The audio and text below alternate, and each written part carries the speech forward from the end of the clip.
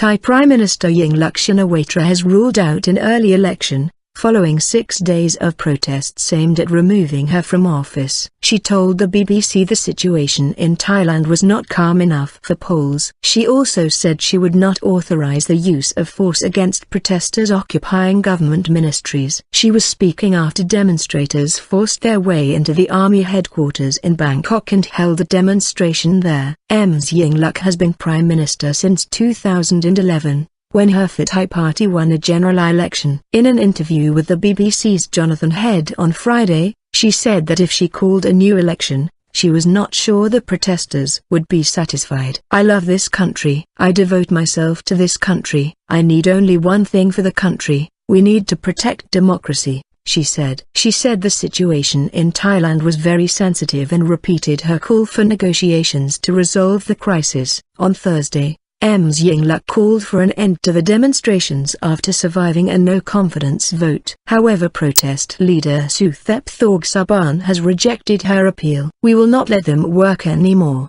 the former senior opposition lawmaker said in a speech late on Thursday. On Friday, at least 1,000 protesters forced their way into the army headquarters compound, but did not enter any buildings.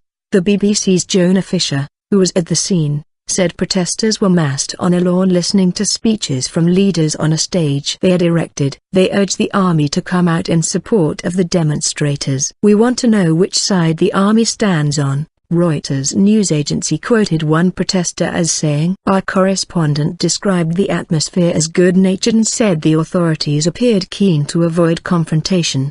The protesters later left peacefully. Demonstrators have been surrounding and occupying official buildings this week in an attempt to disrupt the government. During the demonstrations, which have been largely peaceful so far, participants have previously cut the electricity supply to the National Police headquarters and forced the evacuation of Thailand's top crime-fighting agency. The protesters say Ms Yingluck's government is controlled by her brother, exiled former leader Thaksin Shinawatra. Mr. Thaksin, one of the most polarizing characters in Thai politics, was ousted in a coup following protests in 2006. He now lives in self-imposed exile overseas, but remains popular with many rural voters.